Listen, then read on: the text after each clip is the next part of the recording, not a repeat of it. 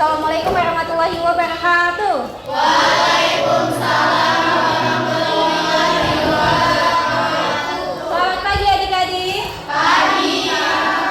Udah pada sarapan belum? Belum. Kalau yang udah alhamdulillah, kalau yang belum sarapan sendiri ya nanti. Baik mananya aja. Sebelumnya adik-adik sudah tahu belum sih Mbak sama kakak-kakak ini dari mana? Belum. Oke, Mbak dan kakak-kakak di sini dari Universitas Muhammadiyah Kota Bumi. Tahu? Tahu nggak? Nggak. Oke, mau kenalan dulu nggak sih sama Mbak sama kakak-kakak yang cantik dan ganteng ini, ya nggak? Oke, perkenalkan nama Mbak Dila Regina, mahasiswi hukum semester 6. Ini ada Mbak Wanda Melesari, semester 6, Prodi Hukum. kakaknya. Ahmad Adi Darmawan, semester 6 Prodi Hukum. Sebelum memperkenalkan diri, perkenalkan nama kakak Torik Bimba kakak dari Prodi Hukum semester 6. Udah pada kenal? Coba, siapa nama kakak ini? Kenal gue. Makanya ada beberapa yang tak kenal mengkata saya. Jadi siapa nama kakaknya? Tori. Kalau ini? Wanda. Kalau kakak ini? Jangan komplain ya. Akhirnya aja. Kalau Mbak? Gila, bukan gila ya, gila.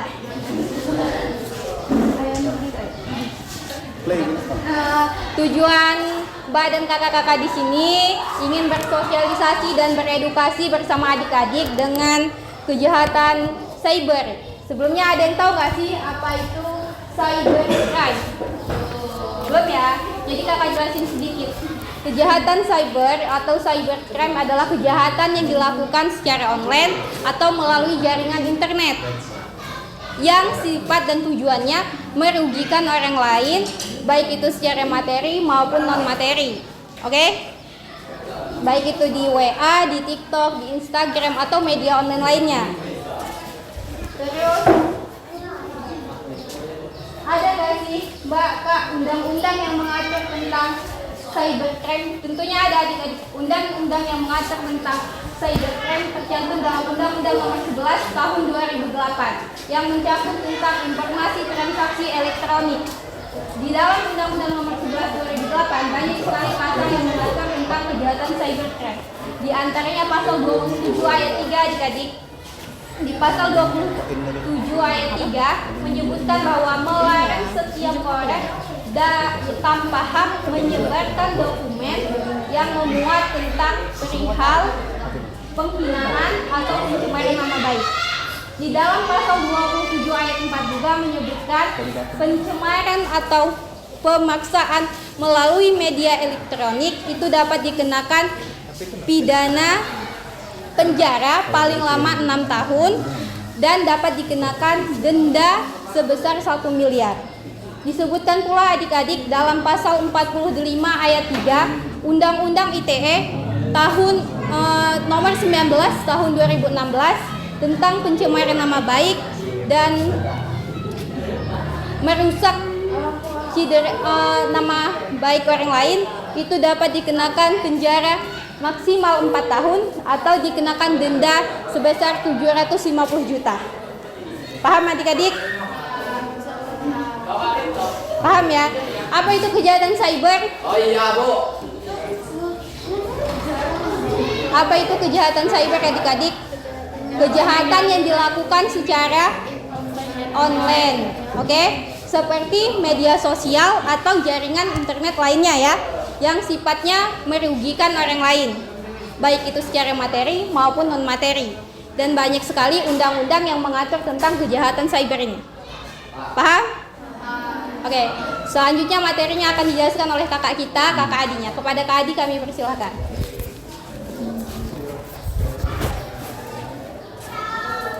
Sebelumnya ada beberapa jenis dari kejahatan cyber ini yang marak terjadi di sekitar kita itu sendiri yang tanpa kita sadari. Yang pertama itu dari WhatsApp itu sendiri juga sering terjadi kejahatan cyber itu seperti pengancaman, kalian diancam itu melalui WhatsApp, melalui Instagram atau TikTok, itu kalian bisa melaporkan karena itu adalah suatu tindak kejahatan juga yang sangat disayangkan orang-orang yang sering head comment di TikTok, di WA atau di Instagram itu sendiri itu suatu kejahatan yang patut dihindari. Karena untuk kita sendiri itu adalah suatu tantangan bagi kita. Kalian juga banyak juga jenis kejahatan itu seperti menyebarkan hoax, berita bohong di media internet, itu adalah suatu kejahatan cyber juga. Menyebarkan link-link seperti di WhatsApp yang tidak kalian kenal dan kalian menekan link tersebut, semua data pribadi kalian itu bisa dilihat orang tersebut. Dan kejahatan cyber itu juga memiliki beberapa contoh. Misalnya di Instagram itu kalian menyebarkan berita bohong, menyebarkan hoax, itu terkena pidana UU ITE nomor 11 tahun 2008 tentang informasi dan teknologi informasi. Banyak juga kejahatan itu terjadi di media sosial, seperti di TikTok itu juga banyak juga kejahatan.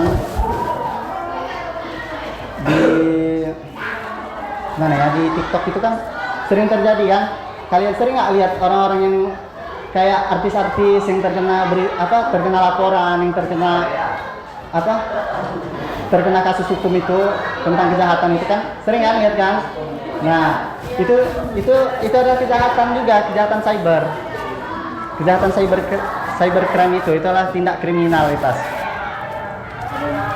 Karena semua kita itu di media sosial itu harus bijak menggunakan media sosial, karena media sosial itu juga bisa berdampak buruk. Dan kalian juga, misalnya kalian mengkomentari orang tersebut tanpa ada dasaran dan juga misalnya berkata kasar, dan orang tersebut yang mempunyai video tersebut tidak terima dan melaporkan, itu akan berdampak pada kita sendiri karena kita mengomentari orang tersebut tanpa didasari alasan apapun itu.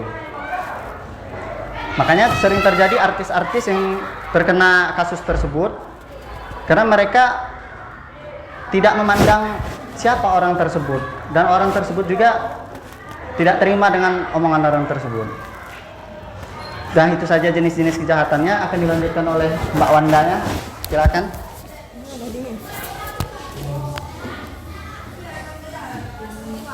Nah, di sini Mbak mau menjelaskan dampak positif dan negatifnya cybercrime. Nggak mungkin kan kalian semua nggak ada media sosial? Pasti punya TikTok, Instagram. Karena kan anak SMP sekarang pasti udah main HP, nggak mungkin nggak tahu. Nah, jadi kalian menggunakan media sosialnya harus memikirkan dampak positifnya aja. Karena banyak kejahatan yang ada kan di dunia internet. Jadi Mbak di sini menjelaskan tentang dampak positifnya, yaitu meningkatkan kewaspadaan dan keamanan cyber. Jadi kalian mempunyai akun-akun itu harus waspada, dan keamanannya juga harus terjaga, kayak membuat kata sandinya harus ini, tapi harus dengan yang kata sandi akurat, jangan sampai basing-basing gitu. Bisa aja kan orang ngebobolnya. Yang kedua, meningkatkan kesadaran dan literasi digital.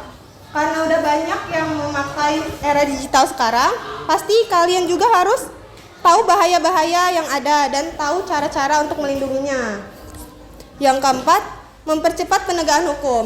Zaman sekarang kan banyak tuh kayak orang-orang kayak ngelacak, ada yang kejahatan lari gitu kan, DPO. Jadi kayak mana caranya, karena internet jadi ada yang itu aja yang dampak positif. Dampak negatifnya yaitu kita dapat kerugian finansial, misalnya akun kita dibobol orang, entah itu akun ATM atau apa.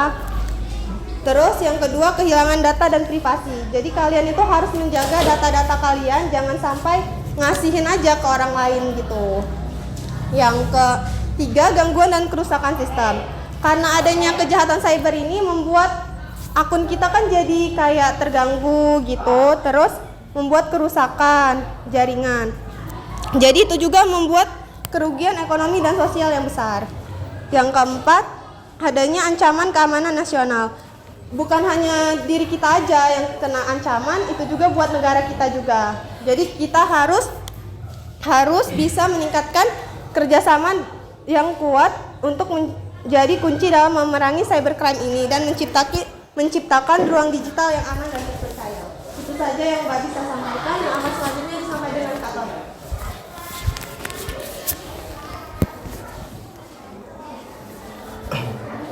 Oke, mungkin adik-adik agak pusing juga ya dengerin penjelasan dari kakaknya karena kelihatan banget dari raut mukanya itu bingung.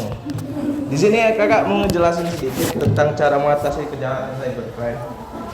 Jadi kunci dari mengatasi kejahatannya itu yaitu tidak menyebar atau tidak salah tanggap dalam segala hal.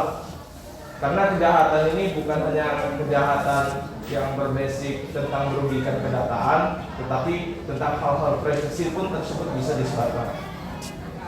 Contoh perihalnya gini, supaya nomor nggak pusing ya. Misal ya ada kawan kalian ini atau pacar kalian ini gitu, terkhusus untuk perempuan ya, dari pacarnya itu minta sesuatu hal-halannya ataupun apa, itu bisa aja bisa terjerat dalam kasus kejahatan cyber. Apalagi kalau misalnya seumpamanya dia sudah menyebarkan atau foto-foto yang tidak senonoh itu disebarkan, itu sudah termasuk dalam UU ITE yang sudah dijelaskan sama Kak Dila ya tadi. Nah, jadi simpelnya untuk mengatasinya itu banyak cara. Yang pertama harus dengan kesadaran diri sendiri betapa pentingnya data pribadi, betapa pentingnya hal-hal yang privasi yang tidak seharusnya diumbar ataupun dilakukan.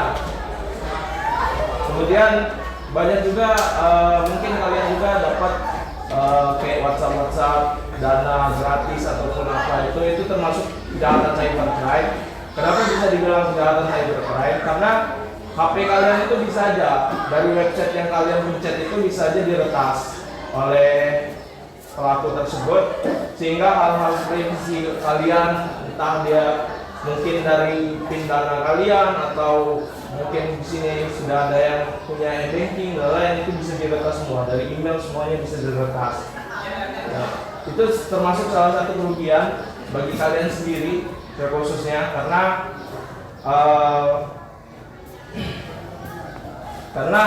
ya semuanya apabila sudah terjadi itu nggak bisa kita untuk menuntut atau gimana pun juga, gitu simpelnya. Terus juga usahakan kalian menggunakan sosial media itu bersifat hal-hal yang positif, nggak usah menyimpang kemana-mana. Mungkin kalau lagi ada yang ibarat kata judi online dan lain, itu nggak usah, karena itu termasuk data kalian itu termasuk diretas juga, gitu. Ya mungkin itu aja sih yang bisa kakak sampaikan untuk cara mengatasi kejahatan cybercrime. Kesimpulannya mungkin akan dijelaskan oleh Hah? Udah? Saya dulu. Jadi kesimpulan dari agenda pada pagi hari ini yaitu tentang betapa mengerikannya kejahatan cybercrime di era digital yang sekarang, ya kan? Kemudian bagaimana caranya kalian bisa menyimpan privasi kalian, data-data pribadi kalian agar tidak disalahgunakan oleh orang lain atau oknum tersebut. Kemudian juga bagi kejahatan-kejahatan ITE yang ingin dilakukan, mungkin ada pemikiran ataupun apa itu jangan seenaknya saja, karena sudah ada pasalnya juga yang bisa kena hukuman berapa tahun? Maksimal 6 tahun penjara kalau di dalam pasal. Jadi kita sebagai generasi muda harus pintar lah, gitu, dalam memanfaatkan era teknologi sekarang. Itu aja mungkin yang bisa kakak simpulkan. Mungkin Kak Dila, Kak Wanda, Kak Adi bisa sini kalian gabung sebelum penutupan. Iya. Kita melakukan sesi tanya jawab. Di sini ada beberapa hadiah yang ingin bertanya tentang kejahatan cyber. Mungkin mungkin adik-adiknya agak ngeblank juga nggak apa-apa, tapi simple aja. Iya. Sesi pertanyaannya ini Kak. Buat yang mau bertanya silakan. Ada 3 orang ya. Karena hadiahnya cuma 3. Ada hadiahnya. Ada hadiahnya loh. Ayo aja. Kalau nanti perkenalkan dirinya sama kelasnya ya. Tanya apa sih kejahatan di era itu termasuk nggak kayak gitu. Direkam nggak ini? Atau ngalamin kejahatan cyber. Apakah ada yang kurang jelas tadi penjelasannya? Ya, Bisa minta enggak. tolong jelaskan lagi. Gak apa-apa kok, kita di sini lagi jika Santai aja, kayak nggak usah grogi. Karena kita kan sosialisasi ya, bukan penerapan hukumnya. Oke, ada namanya. Ya, silakan tunjuk tangan dari sini. Ya, nggak apa-apa. Bangun. Nggak apa-apa. Sebutin nama sama kelasnya. Nama Dinda Amelia dari kelas 7C, 8C. Ingin bertanya, kalau kita terkena kejahatan cybercrime kayak gitu, mau melapornya bagaimana? Iya. Itu. Dan siapa namanya? Dinda Amelia. Dinda Amelia, kelas 8C.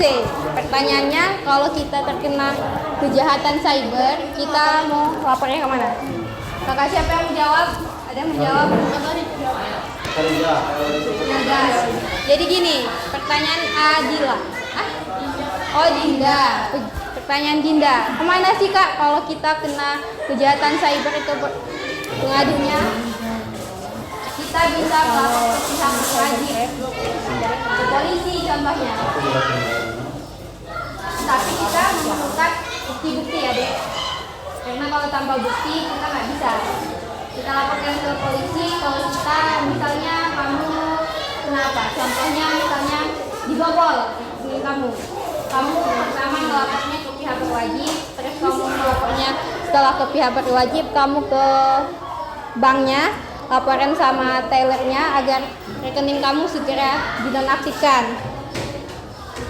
Itu dari segi materi. Kalau itu dari segi materi, tapi kalau kamu dari segi kayak pembulian, kamu dibully lewat media online atau pengancaman, itu kamu bisa langsung lapor ke pihak berwajib ya. Di sana kan ada tempatnya gitu.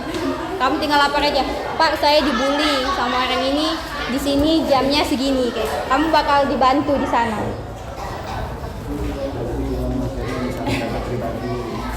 Ya itu, kalau segi materi data pribadi kayak tadi ya, penjebolan bank syariah, banking kamu, udah bisa paham ya. Jadi kalau kamu misalnya materi seperti banking, kamu bisa ke pihak berwajib, terus kamu ke banknya untuk menonaktifkan rekening kamu ya. Ya. Jadi kalau misalnya kamu dilakukan pembulian atau apa, kamu lapor aja ke pihak berwajib, ke polisi. Jangan lupa kumpulin bukti-buktinya. Oke, paham? Buat Adinda. Beri aplaus buat Adinda.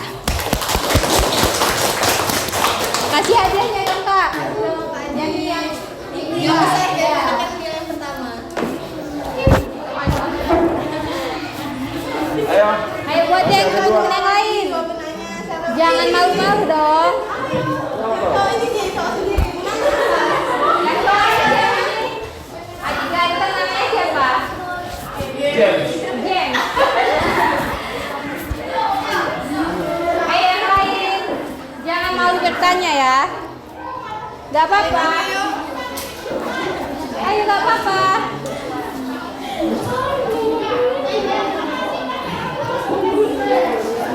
Ayo.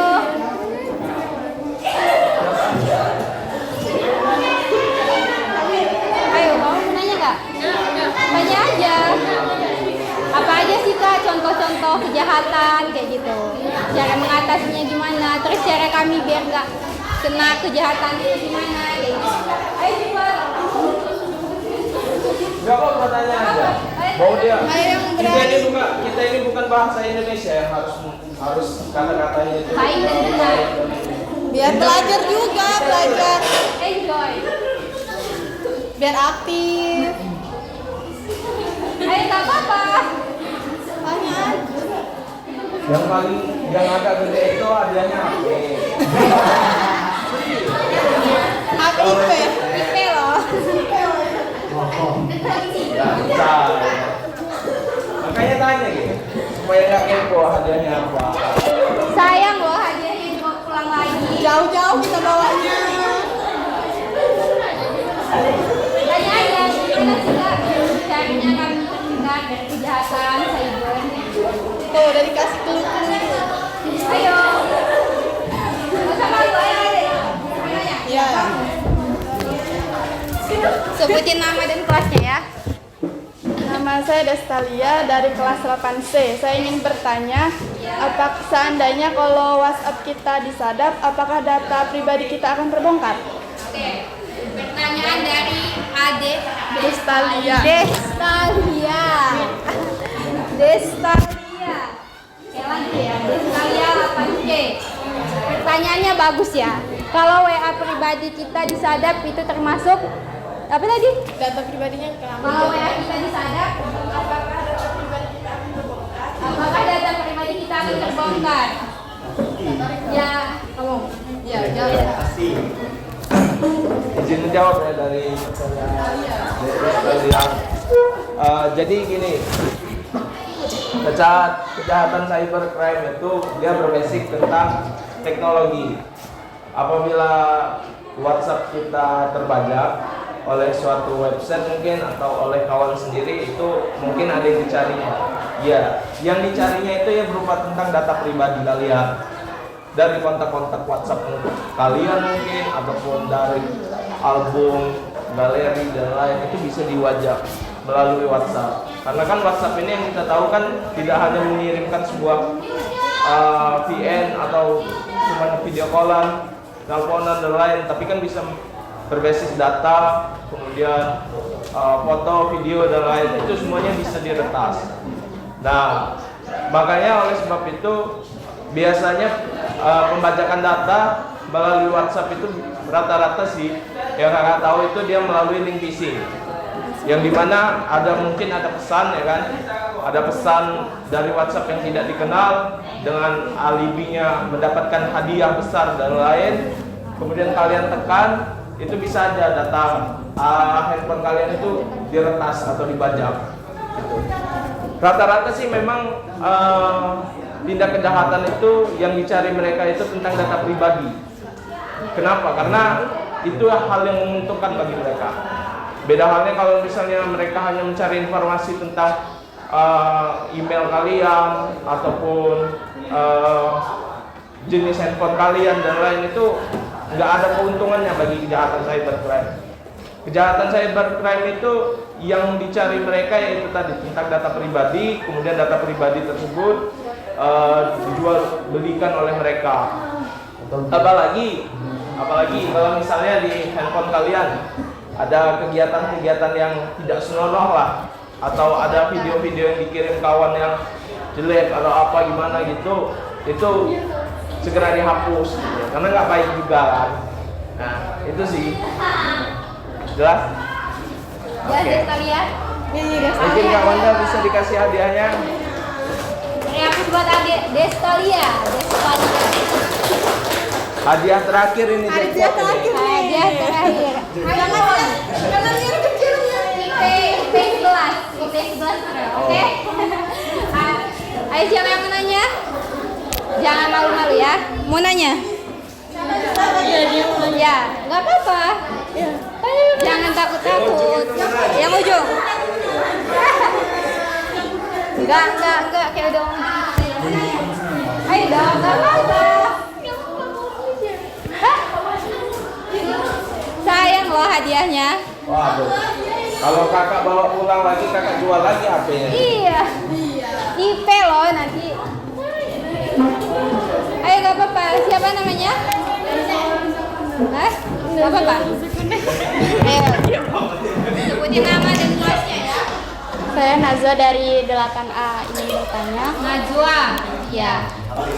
Misalnya kayak data kita udah diretas gitu, terus cara ngatasinnya biar nggak diretas lagi itu gimana?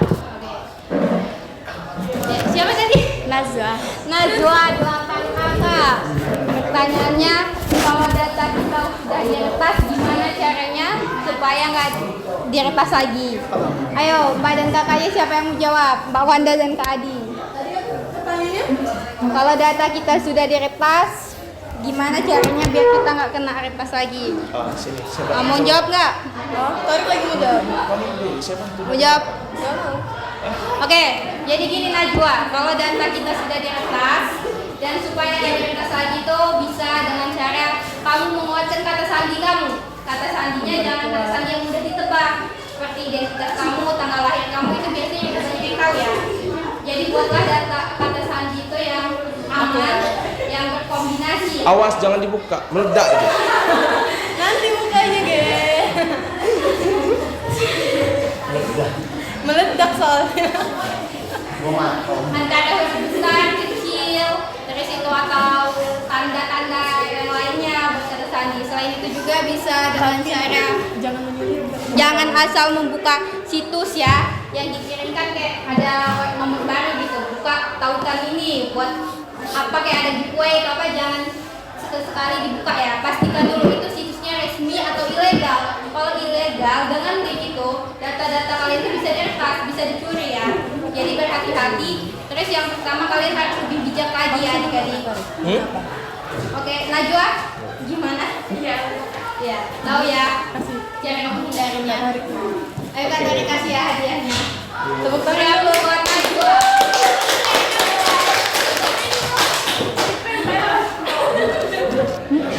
Baiklah. Apa? Nanti. Apa?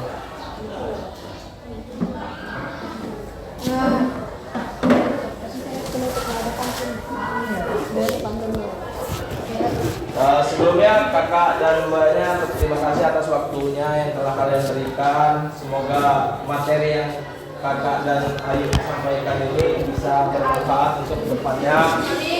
Ya, tentang kejahatan cybercrime itu seperti apa, kemudian pasal-pasalnya seperti apa, cara mengatasinya dan cara menanganinya.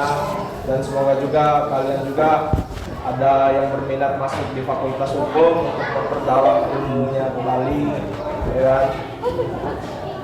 Mungkin ada sedikit pantun dari Kak Dila ya yang dibacakan. Cakep. Jangan lupa cakepnya ya. Cakep ya. Oke adik-adik, sedikit pantun ya buat kalian semua. Tanam bunga, tanam kubis. Tumbuh subur berlapis-lapis. Bukan materinya sudah habis, tapi waktunya sudah menipis. Satu lagi. Badan gemuk, banyak lemak.